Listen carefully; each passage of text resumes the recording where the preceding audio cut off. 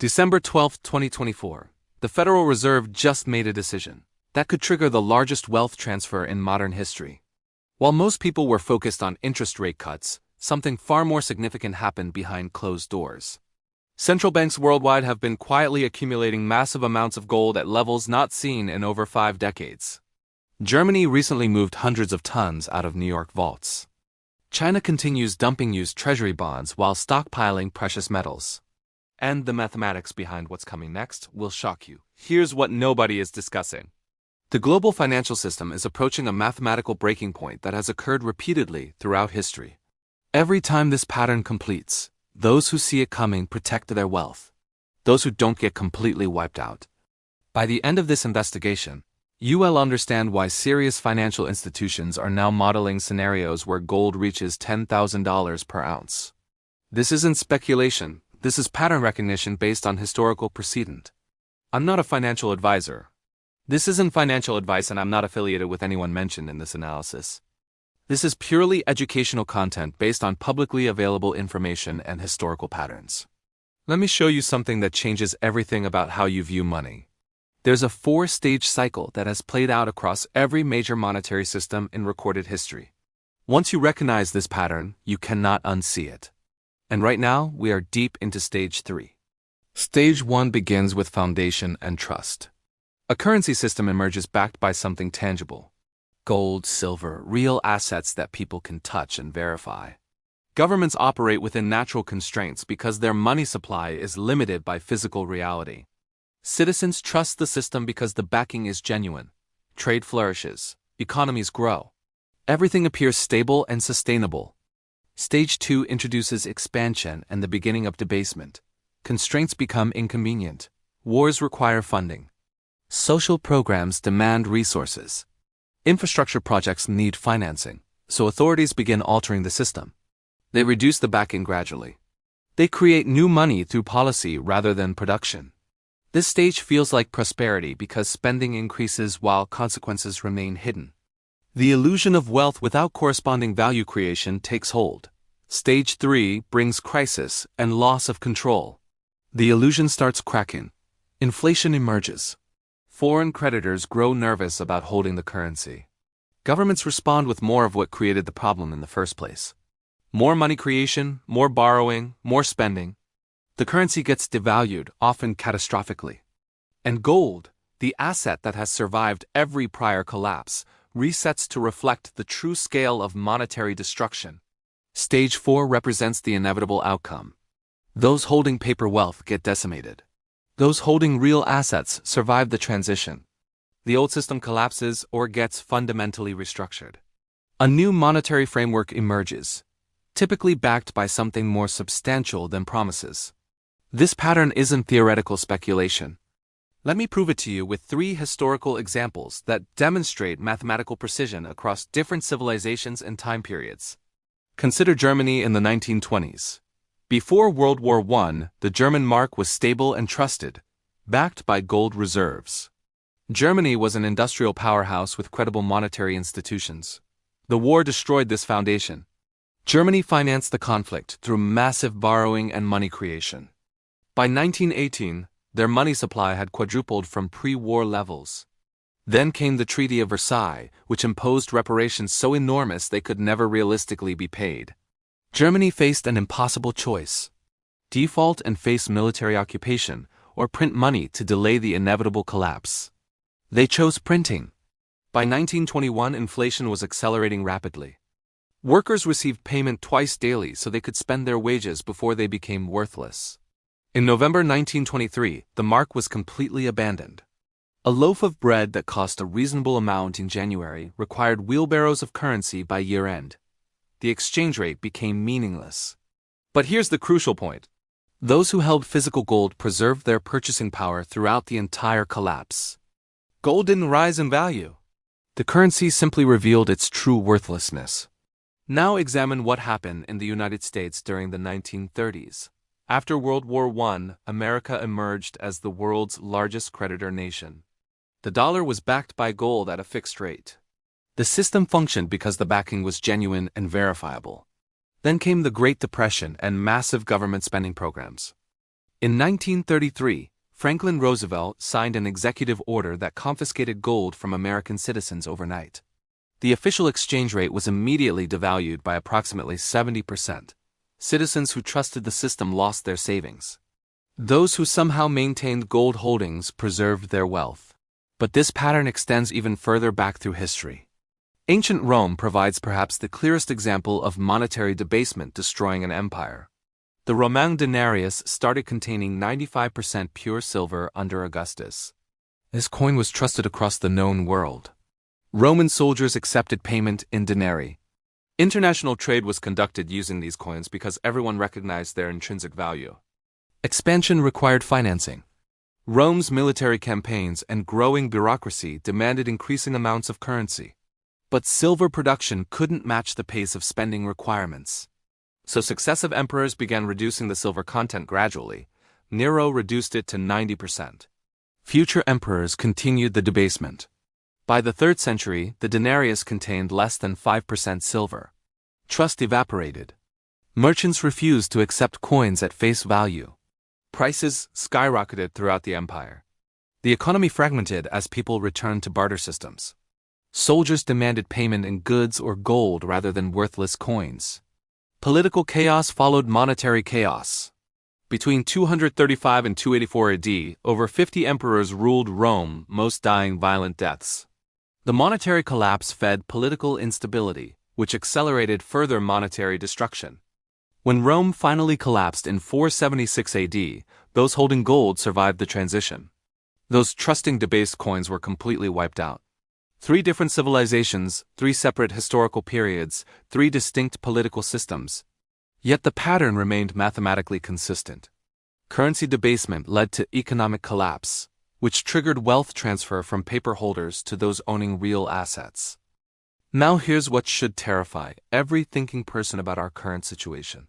We are witnessing this exact same pattern playing out in real time across the global financial system. The United States dollar, which serves as the world's reserve currency, is following the identical trajectory that destroyed every previous monetary system in human history. In 1944, the Bretton Woods Agreement established the dollar as the world's reserve currency, backed by gold convertibility. By 1971, that anchor was severed completely. But the dollar's reserve status survived because of 3 critical pillars. Oil transactions were priced exclusively in dollars. American military dominance enforced global compliance. And U.S. capital markets provided unmatched depth and liquidity. The foundation wasn't gold anymore. It was trust backed by power. After 1971, the United States gained the ability to create money without meaningful constraints. National debt in 1971 stood at roughly $400 billion. Today, that figure exceeds $36 trillion. That represents a 90-fold increase in just over 5 decades. The government's response to every crisis has followed the same playbook. Print more currency, borrow additional funds, increase spending levels. The 2008 financial crisis triggered quantitative easing programs. The COVID pandemic produced over $5 trillion in stimulus spending. The 2022 inflation surge was blamed on supply chains, while deficit spending continued accelerating. Every intervention has been more of what originally caused the underlying problem. And the symptoms are now becoming visible across multiple critical indicators that signal we reapproaching Stage 4 of the historical pattern. Indicator 1 involves structural inflation. Initially dismissed as temporary, inflation has proven to be embedded within the system itself. Real wages have declined for ordinary workers. Asset prices have completely disconnected from underlying economic fundamentals. Housing has become unaffordable for entire generations of Americans. Indicator 2 shows foreign creditor flight happening in real time. China's treasury holdings peaked at $1.3 trillion in 2013. Today, those holdings have dropped below $800 billion. Russia eliminated nearly all its dollar reserves before the Ukraine conflict began. They understood what was developing and positioned accordingly. Indicator 3 demonstrates the emergence of alternative systems. The BRICS alliance initially included Brazil, Russia, India, China, and South Africa. Now it's expanding to include Saudi Arabia, the United Arab Emirates, and Egypt. These nations are openly discussing alternatives to dollar-based trade. They're settling transactions in yuan, rubles, and rupees. They're constructing payment systems that bypass traditional Western infrastructure entirely. Indicator 4 reveals unprecedented central bank gold purchasing. Remember those hundreds of tons Germany relocated from New York vaults? The Netherlands pulled 122 tons from Manhattan storage facilities. Global central banks added 1,136 tons during 2022 alone. That represents the highest accumulation level in 55 years. These institutions aren't buying gold because it generates payments. They're acquiring it because historical experience proves it's the only asset that consistently survives monetary resets. When confidence in paper currencies collapses, gold maintains its purchasing power across the transition. Indicator 5 exposes the debt trap that's mathematically inescapable. Interest payments on national debt now exceed $1 trillion annually. That surpasses defense spending. That exceeds Medicare expenditures. The Federal Reserve faces an impossible situation with no viable solutions. Raising interest rates would collapse the economy through debt service burdens and recession.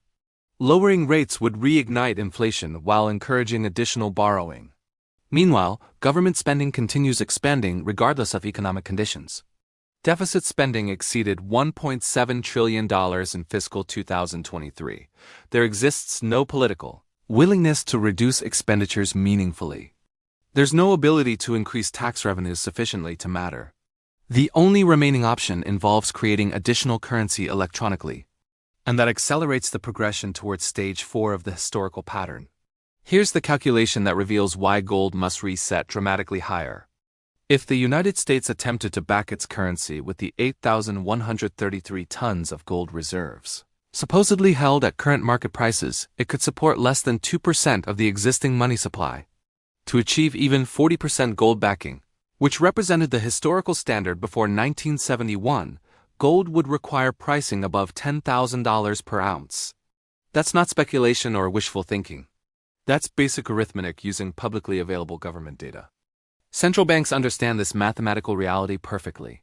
That's why they're repatriating their gold reserves from foreign storage facilities. That's why countries like Germany, the Netherlands, Austria, Poland, and Hungary have quietly relocated their precious metals away from New York and London vaults. These institutions aren't preparing for temporary market volatility. They're positioning for complete monetary system reset. They recognize the historical pattern and they're taking defensive action while most people remain completely unaware. The trigger event itself remains unknown and unpredictable. It could manifest as a sovereign debt crisis when major nations can no longer service their obligations. It might emerge from widespread loss of confidence in Treasury securities. Geopolitical shocks could fracture the petrodollar arrangement that has supported dollar dominance since the 1970s. Alternatively, a coordinated decision among creditor nations to stop funding American deficit spending could precipitate the collapse. The specific catalyst doesn't determine the outcome. The underlying mathematical structure does. And that structure is identical to every previous monetary system that ultimately failed throughout recorded history. The debt levels cannot be serviced without destroying the currency's purchasing power. The currency cannot be defended against mathematical reality indefinitely.